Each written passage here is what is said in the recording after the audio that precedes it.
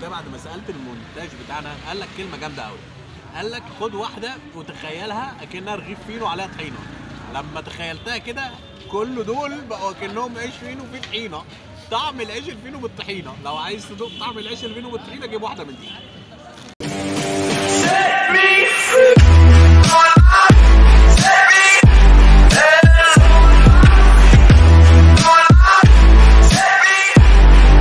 اهلا بيكم ورجعنا لكم في فيديو جديد من فيديوهات مقررة.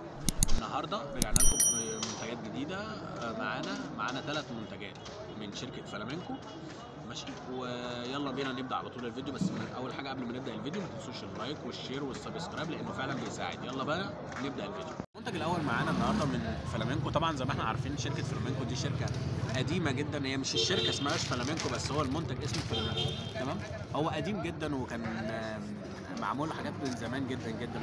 اول حاجه اتعملت في فلامينكو كان اللي هو الطعم السوداني اللي هو ده، وكان طفره ان يتعمل سوداني بطعم قصدي يتعمل بوز وبطعم السوداني، فدي كانت حاجه غريبه جدا وطفره.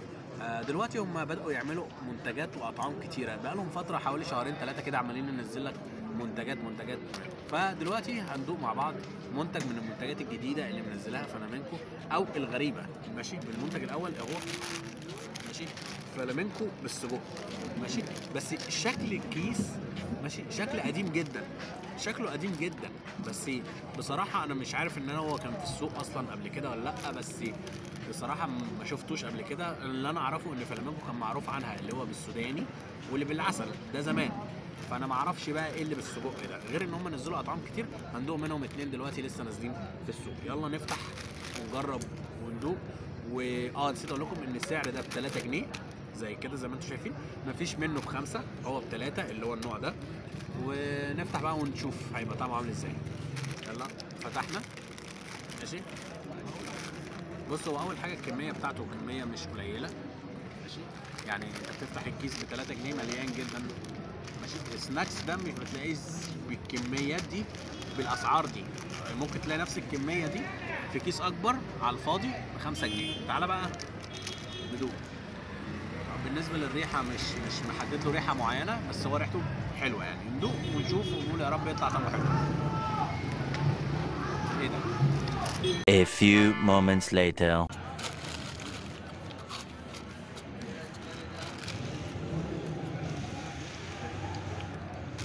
بص هو طعمه ملوش طعم، مش حلو. ماشي، بامانه يستاهل 3 جنيه ككميه كطعم. انما هو مش سجق، هو مش سجق، هو سناكس. حتى بطعم الجبنه تقريبا حتى الجبنه فيه مش واضحه، فاهمني؟ بس ككميه طعمه حلو. السناكس نفسها خفيفه ومقرمشه في البق، وده حاجه طبعا جميله جدا. ماشي، انصحكم تجيبوه كلكم. حلو، بيشبع، كميته كتيره، وب3 جنيه نجيبه تاني. دلوقتي التقييم النهائي للمنتج ده. اولا انا قلت لكم ان انا حاسس فيه بطعم الجبنه، وطعم الجبنه فيه قليله كمان، يعني ما فيهوش طعم الجبنه. بس هو الهشاشه بتاعته كويسه، الكميه كويسه، السعر كويس جدا 3 جنيه. تمام. بس طبعا الماتيريال بتاع الورقه بتاعته، يعني الماتيريال بتاع الخامه اللي هو معمول منها وحشه جدا، قديمه جدا، فاهمني؟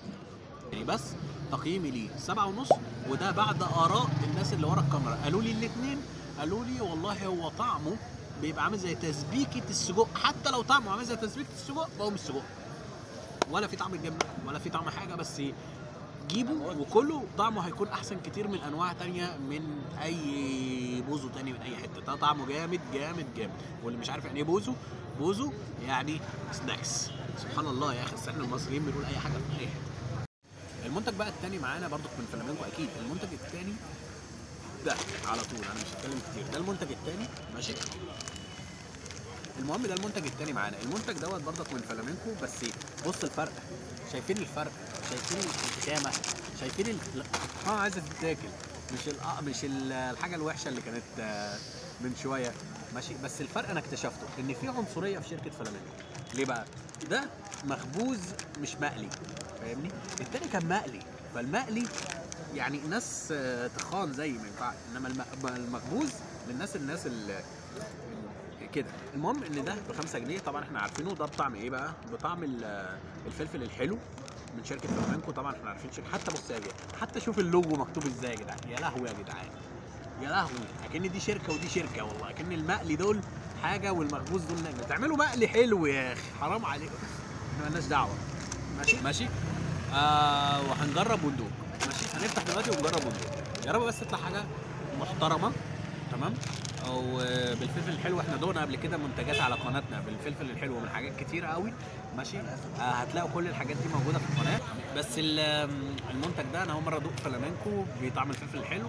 طبعا هي عملت اطعام تاني، هنفتح نجرب وندوق. هنا فتحنا المنتج. اول حاجه الكميه يا جدعان، يا جدعان شركه فلامينكو يعني بتعمل، غير ان طبعا الشكل بتاعها الطبيعي ده الشكل بتاع فلامينكو، يعني ما بيغيروش في الشكل تقريبا في اي نوع، فاهمني؟ يعني مش بيعملوا كذا نوع لكذا شكل البوظه، لا هو نوع واحد بكميه كتيره. ماشي. نسيت اقول لكم ان ده ب5 جنيه زي ما انتم شايفين هنا، والفيديو والمنتج يعني كميه كتيره قوي يا جدعان. لو رميته هنا كده هيقع كتير قوي، بس مش هينفع ارميه، مش هينفع لا. يلا ندوق ونقول راينا فيه. بسم الله. ايه ده بسم الله. عايز اتاكد بس اتاكد.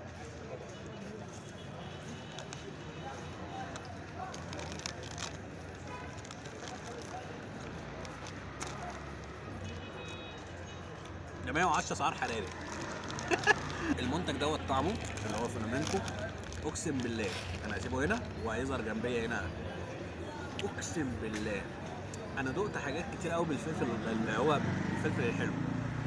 طعم الفلفل الحلو اصلا طعم من اللي هي يعني ايه، يعني سهل كده ان الشركات تاخد الطعم ده وتعمل عليه، لانه ممكن يتصنع منه كتير.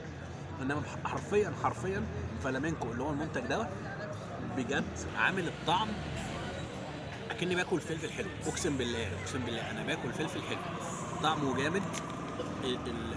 زي ما احنا قايلين ان كده انا مش هتكلم كتير على الجزء اللي هي يعني السناكس، لانه معروف يعني هو في كل حاجه، بس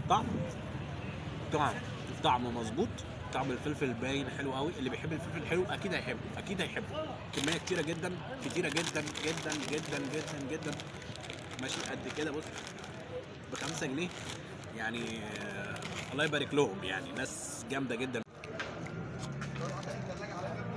انت نسيت التقييم على فكره. تقييم ايه؟ معلش، بس طعمه مش حلو.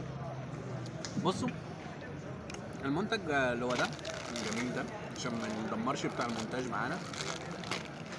المنتج ده بصراحه بيستاهل 9.5%. تقول لي ليه 9.5؟ اقول لك بكاسب. انا راجل بيكس.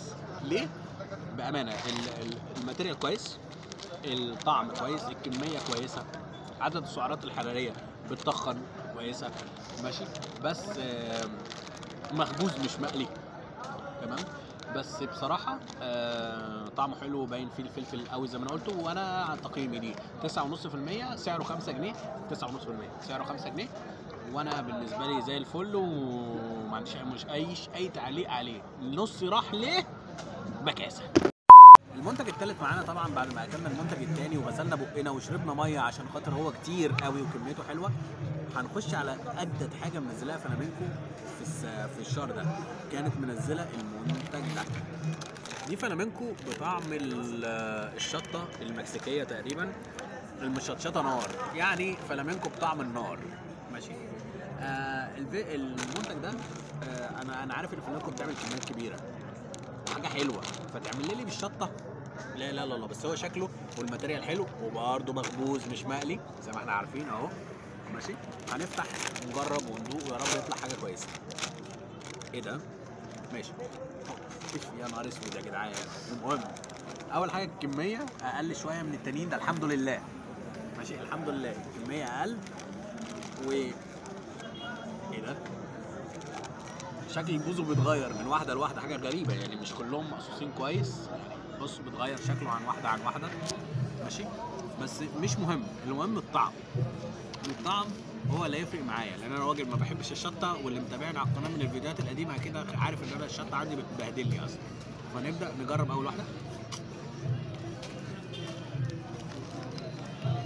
بهدلني نار، بهدلني خالص.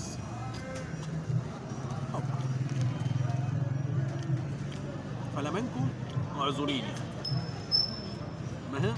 انت كنت عندي في الحته دي ماشي، في الرسم البياني اللي قدامي ده انت هنا ماشي.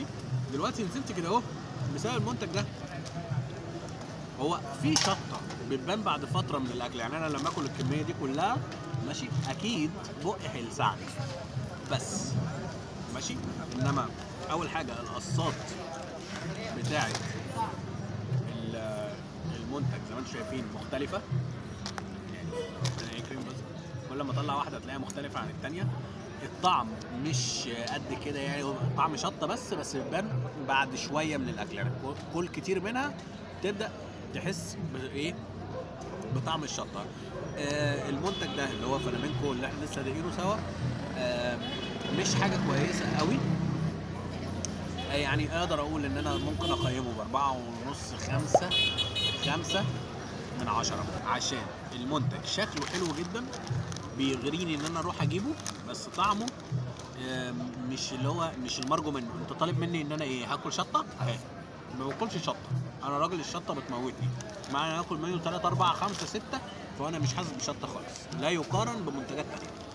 فلامينكو خليكي في اللي تعرفي تعمليه، بس انت عملتي الفلفل الحلو الجامد جدا، انما ده وحش جدا ماشي. انا عن نفسي ما انصحش الناس تشتريه الا اللي بيحب الشطه مش هيعجبه، واللي ما بيحبش الشطه مش هيشتريه. طب يبقى انت عملتيه ليه؟ يبقى انت عملتيه ليه اصلا ماشي. المهم تقييمه زي ما انا قلت 5 من 10 ماشي. واستنوني اقول لكم من الختام انا احسن منتج في الثلاثه. راجعت الثلاث منتجات اللي احنا عملناهم مع بعض اللي هم الثلاث منتجات 1 2 3. وطبعا انت قلت لكم التقييم كل واحد فيهم تقييمه عامل ازاي. الاولاني خلاص عرفنا تقييمه 7.5، الثاني 9.5، الثالث 5.